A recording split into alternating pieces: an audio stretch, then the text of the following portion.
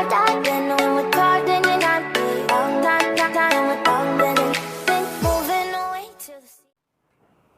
assalamualaikum warahmatullahi wabarakatuh. Di sini ini adalah video pertama saya, bro ya. Ini adalah video pertama saya di channel DF Project. Oke, di sini saya mau mereview apa aja sih yang saya lakukan terhadap motor ini. Nah, ini kebetulan ini motor saya ya, CBR 150 K45A. Oke, kita mulai dari depan ya. Oke, untuk dari depan motor saya masih standar sih dari depan, jadi nggak ada ubah apapun. Untuk spion memang sengaja saya lepas ya, jadi untuk spion ini memang sengaja saya lepas karena memang motor pun jarang dipakai, jadi memang motor ini banyak nongkrong di ruang tamu, jadi memang jarang banget dipakai, makanya saya lepas untuk kesan MotoGP vlog aja sih sebenarnya, jadi bukan untuk riding di jalan. Oke. Kemudian untuk windshield, nah mulai dari windshield, ini windshield saya pakai windshield jenong ya. Nah, jadi ini windshield jenong, tapi ini sebelumnya saya beli dulu itu sebenarnya windshield ini warnanya adalah clear, jadi warnanya adalah bening. Tapi karena saya kurang begitu suka kan, dulu kan cari smoke itu agak susah, akhirnya karena saya kurang suka warna clear, akhirnya ini saya spotlight, jadi ini saya spotlight warna smoke. Dan sebelumnya ini adalah windshieldnya ini tinggi segini, jadi nggak papat segini, jadi ini agak tinggi, jenong tinggi gitu. Terus akhirnya ini saya potong, jadi ini saya potong secara manual, dan terus sini saya kasih list karet. Ini tujuannya untuk apa sih? Jadi sebenarnya ini saya potong untuk biar nggak kesan tingginya, biar nggak terlalu tinggi banget. Memang saya karena kurang suka juga kan. Terus selain itu ini saya kasih list karet untuk memberikan kesan rapi gitu. Terus ke bagian bawah, lampu standar juga ya, masih pakai halogen. Terus kemudian ini untuk lampu sen di sini saya ganti ya, jadi ini lampu sen ini saya ganti pakai mereknya saya lupa, tapi ini di toko online banyak banget.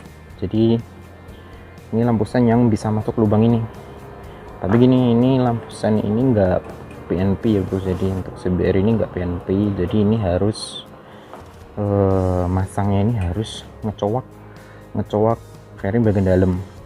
Kalau nggak ngecowak sebenarnya bisa dipasang, tapi kalau misalnya ini nggak ngecowak bagian dalam, fairing bagian dalam ini, nanti dia juga bisa masuk ke lubangnya ini. Jadi ini kalau mau benar-benar masuk ke lubangnya ini, itu harus ngecowak fairing bagian dalam. Nah fairing bagian itu harus agak dicowak sedikit. Nah nanti baru si lampu sennya ini bisa masuk tuh. Terus turun ke bawah lagi, bagian depan ini untuk spakbor depan masih standar ya, warnanya memang bawaannya dari HM memang hitam, tapi ini rencana sih insyaallah mau saya ganti untuk spakbor yang udah karbon kevlar tuh. Terus turun ke bawah lagi, velg masih orange standar ya, jadi memang ada rencana juga sih, ini masih nimbang-nimbang untuk repaint velg antara warna hitam atau warna gold RCB gitu. Ini masih nimbang-nimbang, jadi bagusnya dikasih warna apa saya masih nimbang-nimbang. Mungkin untuk kedepannya nanti ya insyaallah nanti saya akan repaint untuk bagian velgnya, karena ya lumayan jenuh sih bro warna velg warna orange nih. Sini untuk kaliper ya, kaliper saya di sini masih pakai Nissin. Di sini Nissin bawaan CBR-nya ya, masih bawaan dari CBR K45A, pakai Nissin yang 2 piston. Oke. Untuk pengereman sih masih standar sih sebenarnya, cuma untuk disc brake di sini saya udah ganti B-Pro. Nah, ini udah saya ganti B-Pro yang khusus untuk CBR 150R. Oke. Nah, ini ya looksnya kira-kira seperti inilah. Nah. Oke, untuk disc brake ini disc brake ini benar-benar PNP banget untuk CBR K45A.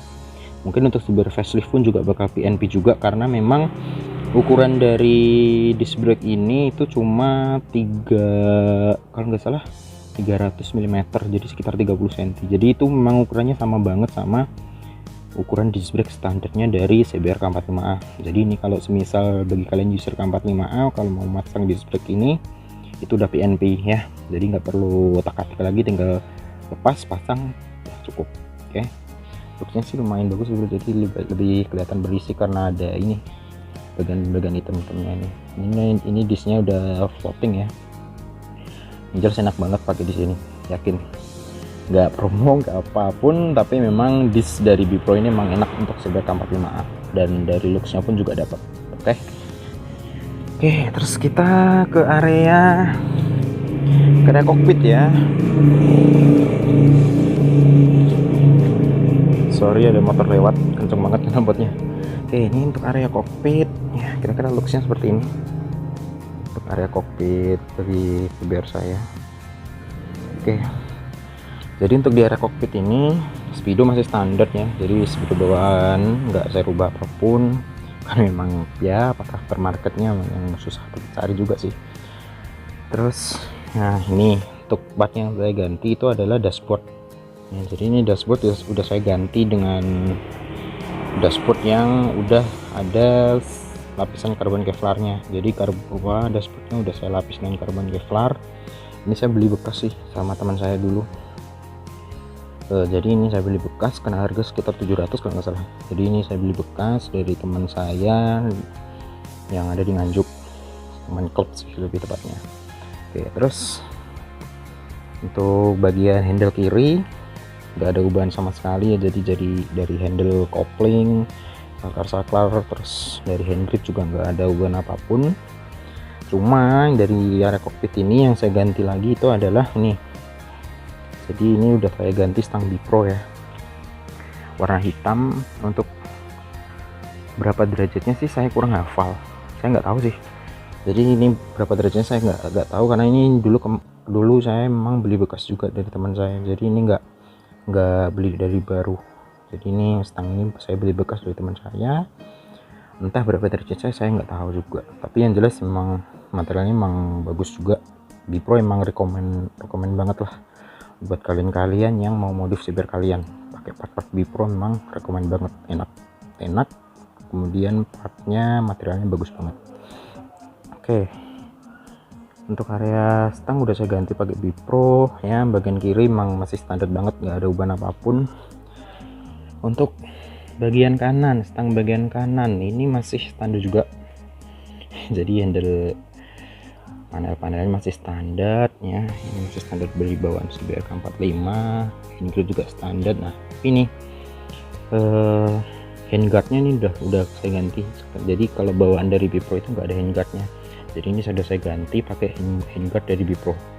Oke, terus ini ada master rim juga sudah saya ganti pakai Racing Boy RCB S1 yang 14 mm radial, jadi ini dari lebih enak sih dari yang sebelumnya aksial bawaan CBR ke radial, jadi lebih enak, lebih empuk.